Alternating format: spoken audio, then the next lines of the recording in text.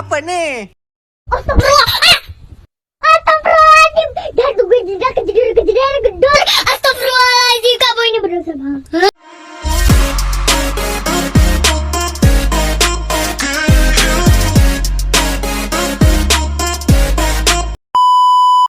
Assalamualaikum warahmatullahi wabarakatuh. Saya Devia Yunovita dari kelas 10D ingin menyampaikan presentasi PPKN tentang nilai-nilai Pancasila dan kerangka praktik penyelenggaraan pemerintahan negara.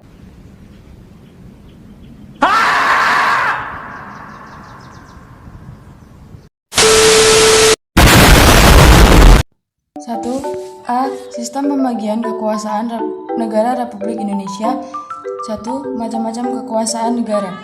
Secara sederhana, kekuasaan dapat diartikan sebagai kemampuan seseorang untuk mempengaruhi orang lain supaya melakukan tindak-tindakan yang dikehendaki atau yang diperintahkannya.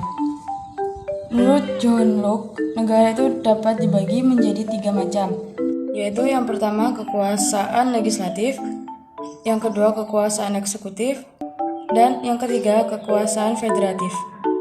A. Kekuasaan legislatif, yaitu kekuasaan untuk membuat atau membentuk undang-undang.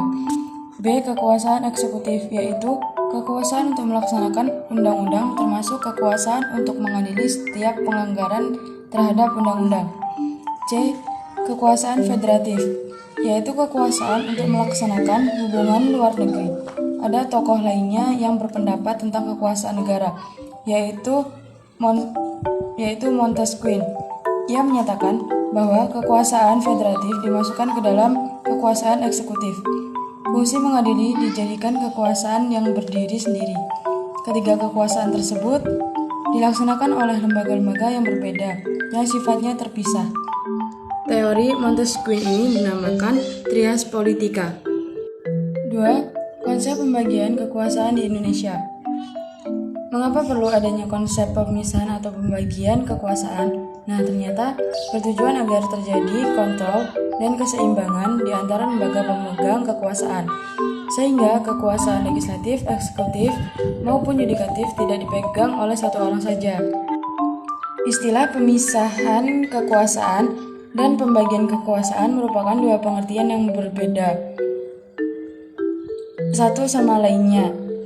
Penerapan pembagian kekuasaan di Indonesia terdiri atas dua bagian, yaitu yang pertama pembagian kekuasaan secara horizontal dan yang kedua pembagian kekuasaan secara vertikal. 1. Pembagian kekuasaan secara horizontal, yaitu pembagian kekuasaan menurut fungsi lembaga-lembaga tertentu. Ada 6 kekuasaan, yaitu yang pertama 1. Kekuasaan konstitutif, yaitu kekuasaan untuk mengubah dan menetapkan undang-undang dasar. B. Kekuasaan eksekutif, yaitu kekuasaan untuk menjalankan undang-undang dan penyelenggaraan pemerintahan negara. C. Kekuasaan legislatif, yaitu kekuasaan yang untuk membentuk undang-undang. Kekuasaan ini dipegang oleh Dewan Perwakilan Rakyat. Dan D. Kekuasaan yudikatif, atau disebut kekuasaan kehakiman, yaitu kekuasaan untuk menyelenggarakan peradilan guna menegakkan hukum dan keadilan. E. Kekuasaan eksaminatif atau inspektif, yaitu kekuasaan yang berhubungan dengan penyelenggaraan, pemeriksaan, atau pengelolaan dan tanggung jawab tentang keuangan negara. F.